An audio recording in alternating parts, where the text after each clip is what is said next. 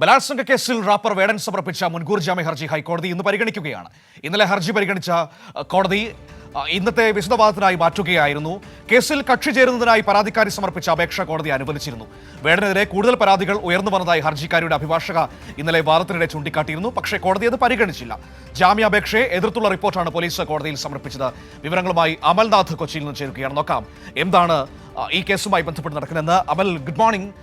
Wrapper വേടനെതിരായ ഹർജിയല്ലേ, അതാണല്ലോ ഇപ്പോൾ നടന്നുകൊണ്ടിരിക്കുന്നത്. മുൻകൂർ ജാമ്യാപേക്ഷ ഇപ്പോൾ കോടതിയുടെ പരിഗണനയിൽ നിൽക്കുകയാണ്.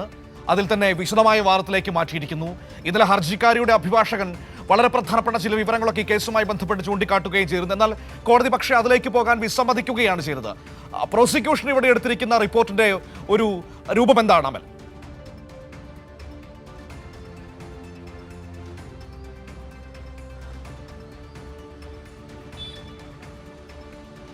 Manu, good morning. ബലാത്സംഗ കേസിൽ റാപ്പർ വേടന്റെ മുൻകൂർ ജാമ്യാപേക്ഷ ഇന്ന് ഹൈക്കോടതി പരിഗണിക്കും. കഴിഞ്ഞ ദിവസം ജസ്റ്റിസ് ബിജു കുര്യൻ തോമസ് അധ്യക്ഷനായ ബെഞ്ചായിരുന്നു ഈ കേസ് പരിഗണിച്ചത്. അത് പിന്നീട് ഈ വിശദമായ വാദം കേൾക്കുന്നതിന് വേണ്ടി ഇന്നത്തേക്ക് മാറ്റിവെക്കുകയായിരുന്നു.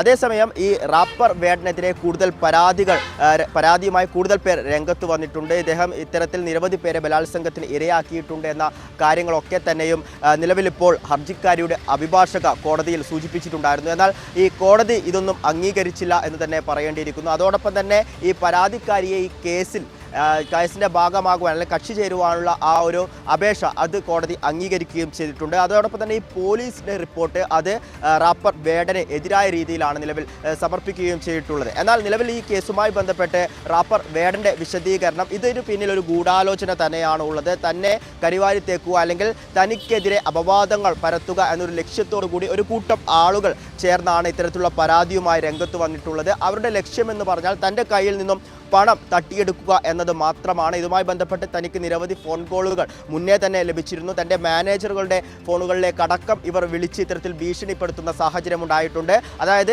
തനിക്ക് ആവശ്യപ്പെട്ട പണം ലഭിക്കേണ്ടതുണ്ട്, അല്ലെങ്കിൽ ഇത്തരത്തിൽ ബലാത്സംഗ കേസുമായി മുന്നോട്ട് പോകും, അത്തരം പരാതിയുമായി മുന്നോട്ട് പോകും എന്ന രീതിയിലുള്ള നിരവധി ഫോൺ കോളുകളാണ് തനിക്ക് വന്നത് എന്നാണ് റാപ്പർ വേടൻ വിശദീകരിക്കുന്നത്. എന്തു തന്നെയായാലും ഇതിനു പിന്നിൽ ഒരു ഗൂഢാലോചനയുണ്ട് എന്ന ഒരു വാദത്തിൽ അല്ലെങ്കിൽ അത്ര വിശദീകരണത്തിലാണ് നിലവിലിപ്പോൾ റാപ്പർ വേടൻ ഉറച്ചു നിൽക്കുന്നത്. ഇതുമായി ബന്ധപ്പെട്ട് ഈ ഒരു ജാമ്യ ഹർജി ജസ്റ്റിസ് ബിജു കുര്യൻ തോമസ് അധ്യക്ഷനായ ബെഞ്ചിൽ നിന്ന് 114ാമത്തെ ഇനമായാകും ഈ ഒരു ജാമ്യ ഹർജി പരിഗണിക്കുക എന്നാണ് നിലവിൽ മനസ്സിലാക്കുന്നത്. അതോടൊപ്പം തന്നെ കൂടുതൽ പേർ ഈ റാപ്പർ വേടനെതിരെ പരാതിയുമായി രംഗത്ത് വന്നതൊക്കെ നമ്മൾ കഴിഞ്ഞ ദിവസം കാണുകയും ചെയ്തിട്ടുണ്ട്. മുഖ്യമന്ത്രിക്ക് ഇമെയിലായി ആ പരാതി അയച്ച കാര്യങ്ങളൊക്കെ നമ്മൾ അറിഞ്ഞു. ഇനി നേരിട്ട് മുഖ്യമന്ത്രിക്ക് പരാതി നൽകുമെന്നാണ് ഇവർ നിലവിൽ സൂചിപ്പിച്ചിട്ടുള്ളത്. ഗവേഷണ വിദ്യാർത്ഥികളാണ് ഏറ്റവും ഒടുവിൽ റാപ്പർ വേടനെതിരെ പരാതിയുമായി രംഗത്ത് വന്നിട്ടുള്ളത്. ഈ ഗവേഷണത്തിൻ്റെ ഭാഗമായി റാപ്പർ വേടനെ നേരിട്ട് കാണുമ്പോൾ അതിൽ ഒരു കുട്ടിയെ ബലാത്സംഗം ചെയ്യുകയും പിന്നീട് മറ്റൊരു കുട്ടിയെ പ്രണയം നടിച്ച് വിവാഹ വാഗ്ദാനം നൽകി ബലാത്സംഗത്തിന് ഇരയാക്കുകയുമായിരുന്നു. ഇത്തരത്തിൽ 2 കുട്ടികളാണ് നിലവിൽ പരാതിയുമായി വീണ്ടും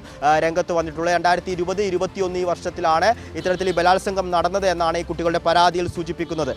ഇത്തരം കാര്യങ്ങളാണ് നിലവിൽ ഇപ്പോൾ ഈ റാപ്പർ വേടനുമായി പുറത്തു വരുന്നത്. എന്തു തന്നെയായാലും ഈ കോട്ടയം സ്വദേശിനിയായ യുവ ഡോക്ടറുടെ പരാതിയിൽ അതുമായി ബന്ധപ്പെട്ട് റാപ്പർ വേടന്റെ ജാമ്യ ഹർജി ഇന്ന് ഹൈക്കോടതി പരിഗണിക്കും. മനു.